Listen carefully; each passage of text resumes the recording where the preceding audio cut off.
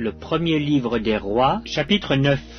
Lorsque Salomon eut achevé de bâtir la maison de l'Éternel, la maison du roi et tout ce qu'il lui plut de faire, l'Éternel apparut à Salomon une seconde fois, comme il lui était apparu à Gabaon. Et l'Éternel lui dit, « J'exauce ta prière et ta supplication que tu m'as adressée, je sanctifie cette maison que tu as bâtie pour y mettre à jamais mon nom, et j'aurai toujours là mes yeux et mon cœur. » Et toi, si tu marches en ma présence, comme a marché David ton père, avec sincérité de cœur et avec droiture, faisant tout ce que je t'ai commandé, si tu observes mes lois et mes ordonnances, j'établirai pour toujours le trône de ton royaume en Israël, comme je l'ai déclaré à David ton père en disant, tu ne manqueras jamais d'un successeur sur le trône d'Israël. Mais si vous vous détournez de moi, vous et vos fils, si vous n'observez pas mes commandements, mes lois que je vous ai prescrites, et si vous allez servir d'autres dieux et vous prosterner devant eux, j'exterminerai Israël du pays que je lui ai donné. Je rejetterai loin de moi la maison que j'ai consacrée à mon nom, et Israël sera un sujet de sarcasme et de raillerie parmi tous les peuples. Et si haut placée qu'ait été cette maison, quiconque passera près d'elle sera dans l'étonnement et sifflera. On dira, pourquoi l'Éternel a-t-il ainsi traité ce pays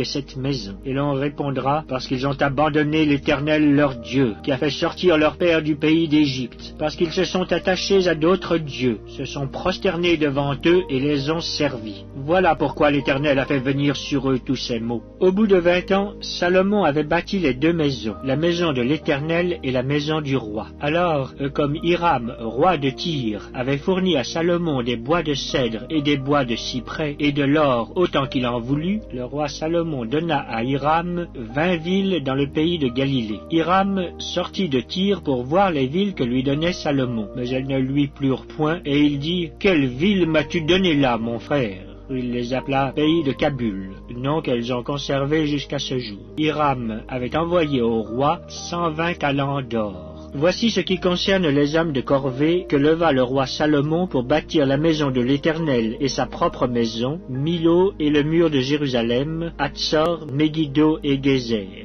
Pharaon, roi d'Égypte, était venu s'emparer de Gézer, l'avait incendié et avait tué les Cananéens qui habitaient dans la ville. Puis il l'avait donné pour dot à sa fille, femme de Salomon. Et Salomon bâtit Gézer, Beth-Horon la basse, Baalat et Tadmor au désert dans le pays, toutes les villes servant de magasins et lui appartenant, les villes pour les chars, les villes pour la cavalerie, et tout ce qu'il plut à Salomon de bâtir à Jérusalem, au Liban et dans tout le pays dont il était le souverain. Tout le peuple qui était resté des Amoréens, des Hétiens, des Phéréziens, des Héviens et des Jébusiens, ne faisant point partie des enfants d'Israël, leurs descendants, qui étaient restés après eux dans le pays, et que les enfants d'Israël n'avaient pu dévouer par interdit, Salomon les leva comme esclaves de corvée, ce qu'ils ont été jusqu'à ce jour. Mais Salomon n'employa point comme esclaves les enfants d'Israël, car ils étaient des hommes de guerre, ses serviteurs, ses chefs, ses officiers, les commandants de ses chars et de sa cavalerie. Les chefs préposés par Salomon sur les travaux étaient au nombre de 550, chargés de surveiller les ouvriers. La fille de Pharaon monta de la cité de David dans sa maison que Salomon lui avait construite. Ce fut alors qu'il bâtit Milo. Salomon offrit 3 fois dans l'année des holocaustes et des sacrifices d'action de grâce sur l'autel qu'il avait bâti à l'Éternel, et il brûla des parfums sur celui qui était devant l'Éternel.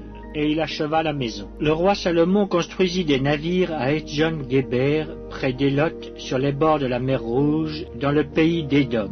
Et Hiram envoya sur ces navires, auprès des serviteurs de Salomon, ses propres serviteurs, des matelots connaissant la mer. Ils allèrent à Ophir, et ils y prirent de l'or, 420 talents, qu'ils apportèrent au roi Salomon.